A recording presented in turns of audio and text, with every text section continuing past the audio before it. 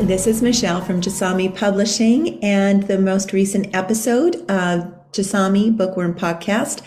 I am delighted to be having a chat today with Zoe McClellan from Arkbound, Crowdbound, in which we'll be discussing in more detail about what she does there and the journey that led her to there and what the future holds, which is a lot for the podcast, but we'll get through it. So welcome, Zoe. I'm delighted to have you here. Thank you so much for having me. I'm excited to be here.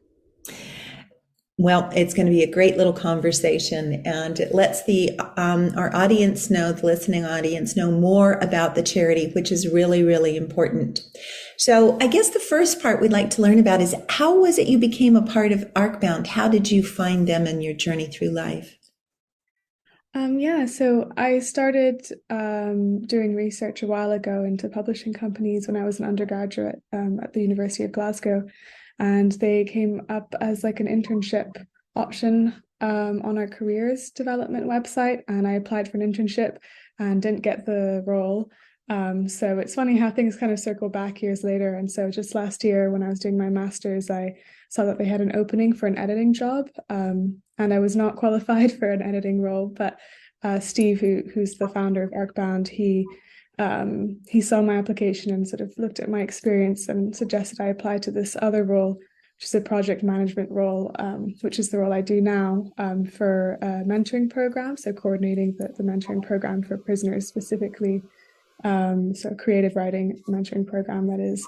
I think he looked at my experience and saw potential, which was really nice to sort of be noticed, especially in the competitive work environment, when you just feel like your CV you're sending out. So that was really nice. Absolutely. That is something that's quite common I believe in timing for everything. Mm-hmm. Not that it's predestined, but timing always works out for the best. If it didn't come along once, then it can come along later, and it's an opportunity that better suits. And in the path through life, it's recognizing those things for it. So now, what is the most satisfying part of the work that you do at Arkbound, Zoe? I guess it sort of links into the main aim of the charity, which is to help disadvantaged individuals in the publishing gain access to the publishing industry and to writing programs and improve their writing and sort of their mental well-being as a whole. So I really like to, especially in the Writing Within Walls program I coordinate, I get letters from prisoners telling me about their life experience and sharing their writing samples with me, and a lot of the stories are very moving, sometimes quite sad as well, but I think really shows the sort of complexity of human experience, and for them to reveal so much and they don't even know me. I think it just shows how meaningful sort of that interaction can be, and to share that experience and use the writing process as a therapeutic method to not only gain professional skills but also just alleviate mental health and issues, or I think it can be a very therapeutic process, especially for someone who's locked in a cell or a space for an extended period of time. It's very valuable to me. That is so inspiring to hear, because if they can be, locked in a cell physically, but also with mental issues, you can be locked in a cell mentally and emotionally. And a number of writers that I've worked with have said how cathartic it is to write when they've, in fact, several of our published authors have said that. And, the poetry that they've written helps them see them through the difficulties in life. And even I've been blessed enough to be part of the mentoring program in the prior basis. And with NC Campbell, we've worked together, and I was her mentor. I saw that talent. I saw the talent that she had. And that was what, we were fortunate enough to be able to work on that. So we're going to be publishing her book, which is Call of the Void, which is an opportunity for her. So she found it right away, and it will be Halloween of next year because it's got to do with space and all the fun things and Halloween and scary stuff. So it's perfect. It is great that the charity affords the opportunity for so many people to participate that do not have other avenues of access to the publishing industry. What's the most challenging bit of what you do, Zoe? So one of the biggest challenges is the outreach and really trying to reach the people who need the resources and the help the most. Because I guess that's one of the barriers is just not having, maybe someone doesn't have access to a laptop, or they so we might post it somewhere and someone might not see that posting. So it's sort of getting the outreach, successful outreach, and trying to really address the audience we'd really like to help. But yeah, no, with the writing competition, which we had recently as part of the mentoring program for prisoners. So it's a writing competition for prisoners and people with experience of custody specifically. That was one of the biggest challenges, is especially getting into prisons as well, and not having any direct links ourselves. We, had other charities who supported us and submitted a news article. So that ended up working out, but it is very difficult sort of sometimes to reach people who have barriers to sort of accessing education or sort of resources. So that's definitely one. And I'm sure, as most charities will say, lack of funding is always another issue. Not being able to follow through on certain ideas that, it's exciting to have all these creative ideas, but then not having the funding to follow through on that. So yeah. Never ending story in the pursuit for funds to be able to do what it is that we want to do. Kind of, no pun intended. That is the never ending story, since we do deal with writing. Those things do come up. I can't help it. Reaching out and finding those who will get the most out of it, because the circumstances that led them to there might be difficult for them to share. Mm-hmm. And opening up, and even them understanding why, they are there, and the desire to improve and get out and change. And I think the writing, any sense of creativity that affords them the ability to express it, because they can write it in character. A character can take on all of the difficulties, and it's almost like a third person, so that they can say the character has these issues and these problems, and finding solutions without actually having to say, this is myself who's vulnerable. Because also too, it's difficult for us as people to show vulnerability. We always want to be strong because we're supposed to be strong. Anyone in any situation, they say you have to be strong. If you're going through, a loss of a family member, or a furry family member, I call them, the pets that we have, and such. So that is it.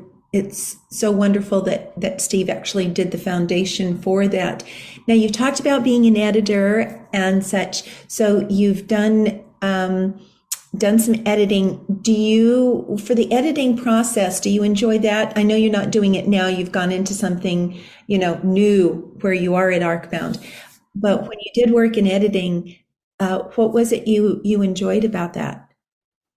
Actually, I don't really have much experience in editing. I haven't really done much editing, but since I graduated quite recently and stuff. So I was more, when I was applying to jobs, I was sort of exploring, and it was something I was interested in. But I've always enjoyed helping like friends and family and editing the work. I feel I feel like I don't know sorry, I feel like I see, you are an editor. See, that is it, Zoe. People edit and don't realize, they say, oh, I'm not an editor, because they haven't done it professionally. But when you've gone through university, you've edited your own work, which is the most difficult editing to do. When you help a friend or a family member working with them, you're doing editing. And so even though we say, oh, I'm not an editor, we are. And that's the thing. You have those abilities and you've done it. But since it wasn't professionally, we won't go down that road. What about the reading? So what do you have genres that you enjoy for reading? Yes, yeah. So, I guess it's not any specific genres I can focus in on. Like, I mean, I love all sorts. I read quite diverse, like books. I like mystery, and for certain moods, like Agatha Christie or other moods, I something else. But I would say overall, I think my like favorite types of books are um, anything that offers sort of insight into the complexity of the human psyche and our relationship with others. I don't know, I feel like we can learn a lot, um, not only by writing but also reading about other people's experiences and sort of what they've gone through. Even if it's a fictional character, I feel like we can learn a lot from the sort of psychological, I guess, torments that people go through secondhand in a way. I don't know. I quite like sort of complex relationships, and so I don't know. I'm thinking like authors like Elizabeth Strout, who wrote Olive Kitteridge. I'm not sure if you're familiar with her, or Elena Ferrante, and Anne Patchett, Joan Didion as well. I think of a lot of female authors, I guess, that I identify with. But yeah, I think sort of especially Elizabeth Strout, her characters are very complex and questioning life in lots of ways. And I don't know, it sometimes leaves you with more questions than answers, but I always think it's good for like exploration and trying to understand what like gives oneself meaning and purpose in life. So I hope that's not too convoluted, but Oh, it's absolutely very clear because we can empathize with certain characters and whatever personality traits they may have. And it's by delving into the characters, and although they're fictional, they're based on human emotions. There's not a character that's been created that doesn't come because it's created by a human. It's written by someone, and authors always put a little bit of themselves into every character, whether they're the qualities of, being good, the qualities of being bad, the qualities of searching for answers in life. And the writers that I think are being more introspective and looking for answers to their own questions are the ones who do create the richest characters and the complex characters, because that's what they are looking at themselves. And the fact that they bring more questions than answers when you're reading a book, I believe in a lot of circumstances is what they're looking for. They want to create the ambiance for a reader to question, and then they'll go out into life and carry those questions forward. I think even in a lot of stories, there's a subliminal message that's in a lot of them, and I believe in it with our children's stories and, what we've done with them and what we continue to work on is that there's a message in there. And the children, as young as they are, even with picture books, will take it away. It will come into them and they'll think about it. And the more they repeat it, if it's rhyming text, it sticks with them. And then as they grow, and I think reading is so important to every person. And then having the time to do it is wonderful. Yeah. But delving into and you're right, with genres, you can go to, I love mysteries, but I was about, I think 9 or 10. And I started with the A's in biography and read the whole section in the school library, went through all of them. So that was kind of my, biography area. So I think in life, we actually do that. So, with that and being creative, when you were in university, did you do any writing yourself? Did you want to create, or did you just want to pursue other avenues? I think I've always had quite diverse interests, so sometimes it's a good thing because you try lots of new things, and I think in life it's always good to try new things, but it means maybe I haven't focused down into one thing yet. So I do write occasionally, but not in a very structured way. So I sort of stick to journaling and sort of free writing, which I think is a good way to self-reflect and a good initial process for coming up with creative ideas. But yeah, I guess I'm not yet quite ready to be that strict with myself yet. So it might be something in my future, but for now I feel like I'm enjoying consuming and being a reader and learning as much as I can. And I do quite a lot of art, or sort of other creative things. I make earrings and things like this. So I just think it's, yeah, I'd always like to try new things. And occasionally I like to write, but yeah, I don't know. Perhaps don't have as much discipline as some other Well, creatives. what you do with the journaling and what you do with just that type of writing is Mhm. what an awful lot of authors will use when we've hit writer's block. And if Mhm. you've got writer's block and you can't actually, have the structure to write what it is you're intended to. And so it's called white noise, at least back in the day. I don't know if they have a new name for it, but it's to get rid of the white noise. And so when you're just writing about anything, and it's a wonderful way to kind of clear the mind and then to be able to focus on other things. And creativity comes through in a lot of different ways, such as doing earrings. I am always admire people with creativity because the earlier I had another podcast and they speak, Aria speaks several languages and the creativity of creating something from nothing. I admire it so much because that's how we show ourselves to the world. And it's great to be able to do that. So I know that with the mentor program that you're working on, it will be opening up next year, and which is very, very exciting. Have all of the steps been followed in the program? What place is it at now with the mentorship? Is it just in the beginning stages? Yes, so just to clarify, there's two separate mentoring programs. There's the Writing Within Walls, which is for prisoners, and then we've just gotten funding, which is the one you're mentioning, for bridging literary divides. And so we just got told that we've received the funding like a couple weeks ago. So the programs will start in January, but the mentoring will probably not start till like about February or so, February, early March. So yes, we're looking for any people of disadvantaged or underrepresented backgrounds in the literary field, who are aspiring writers, to be mentees in the program. And so we're going to start sharing applications. So always good to keep an eye on socials if any listeners are interested in this program and being part of it. So yeah, the overall aim is to sort of improve writing skills and access to the publishing industry and widening like their network and contacts and things like this, to provide better opportunities in pursuing the mentees' goals of becoming writers. Yeah, that's a Well, quick overview. absolutely. And we'll put a link in the description for them. Is there a particular submission process, with it that they should follow? And we'll include a link in the description for them to be able to look into it more closely. But what do you suggest to anyone who's listening who might want to submit? Mm-hmm.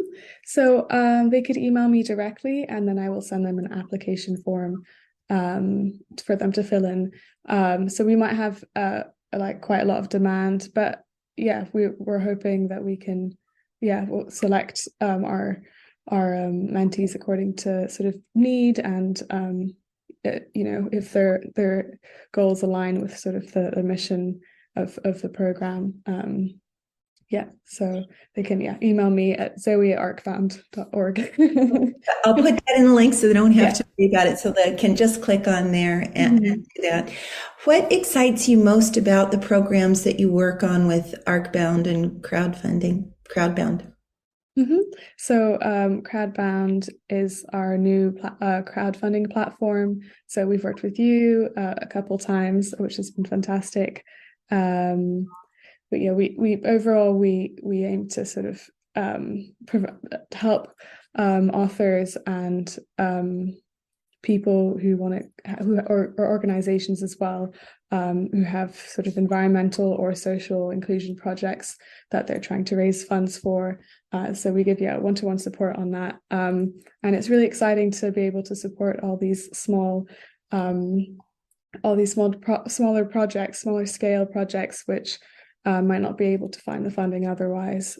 So yeah, we're a charity. We really our aim is to support people. So we only take 1% of the profits. We're really there to support these social inclusion, environmental goals, and publishing, helping authors get publish their work and their books. So yeah, it's really fantastic to work directly with the authors. I really, really enjoyed that.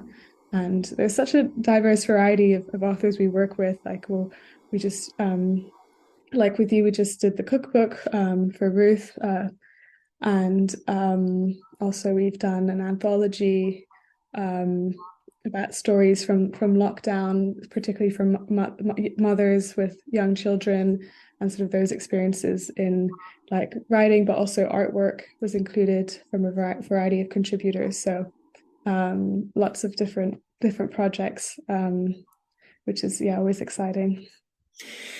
I think that with charities, it's such a challenge, as we spoke about earlier, getting the funding. And then, of course, it's selecting those in the most need, because we want to help everyone. When you do charity work, you want to help everybody.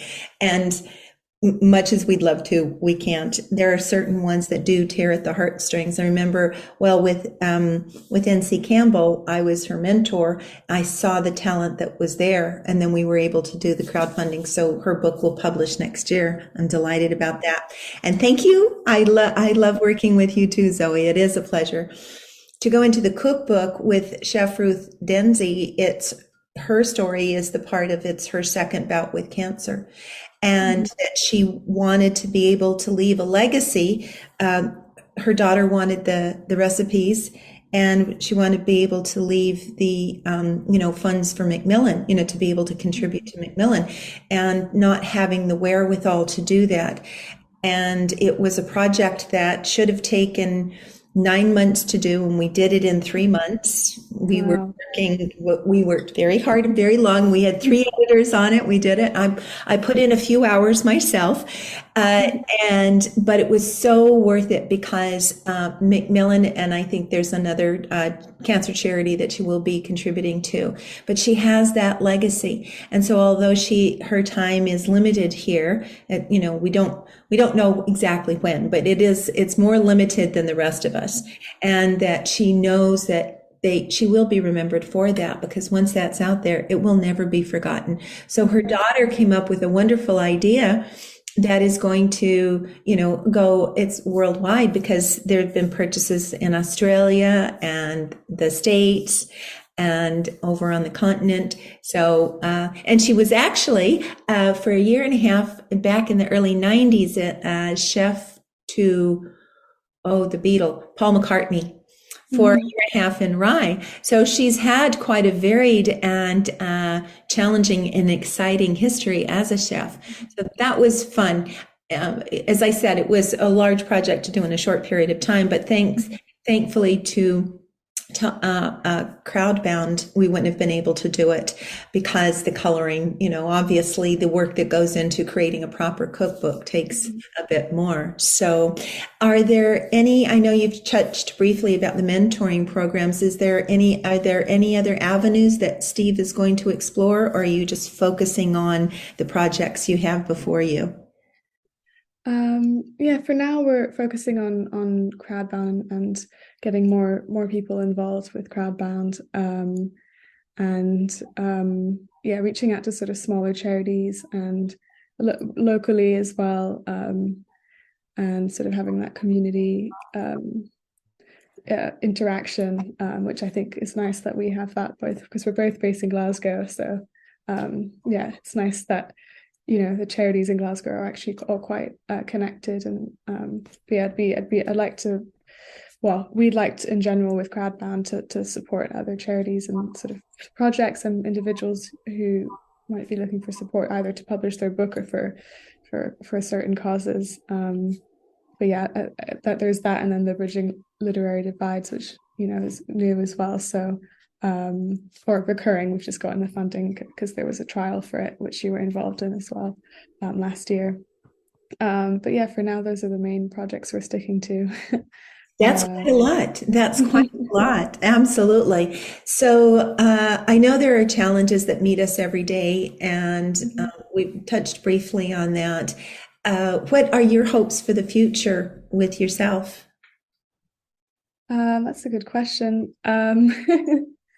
It's one of those I ask myself a lot, and I'm never fully sure of the answer, but I overall just really enjoy using creativity as an outlet to improve mental health. So I feel like Arkbound fits into that very well. Yeah, personally, I'm more from an art background, though I study literature as well, and I love to read, so I have wide interests. But yeah, I wonder how we could extend maybe with Arkbound or maybe beyond, just using sort of that creativity, maybe with workshops or which could be creative writing, but maybe also be maybe mixing mediums a bit. So maybe zines. I think zines are always a great method because they're less pressure than writing a story. It's using words, sometimes maybe a bit of poetry, but also maybe a collage or some drawings and some artwork. So I think having that flexibility is quite nice. Yeah, what else? I guess yeah, generally just using creativity to help with mental health, I guess. Well, and that's a perfect way to live your life, and nothing has to be lived in the future because living, in the present is a gift to us all. And I think you show that in a stellar way of living in the now and working in the now and enjoying this, because oftentimes we don't enjoy where we are. We're so busy looking towards the future. So that was the perfect answer, Zoe. I thank you so much. So we're nearing the end, and I'm hoping that we'll have another part next year for the podcast. But in the meantime, who would you like to give a shout out to? I would like to give a shout out to I was going to say my grandmother. I would say all my grandparents, because I feel like they all gave me something different growing up, and obviously my parents as well. But especially we're talking about Ruth and her cookbook, and it really made me think of the value of those moments you have together and sharing food and that sort of cultural aspect. And yeah, so my grandparents have always shared that love through food, and I think that's been a really valuable part of my upbringing. But not only that, sort of I think on my mum's side, very cultural. Like I learned lots of art history growing up, and I went to museums a lot, and I think that was really valuable to sort of nurture that interest in creativity and art, and I guess thinking about the meaning behind art and things like this. And then on my dad's side,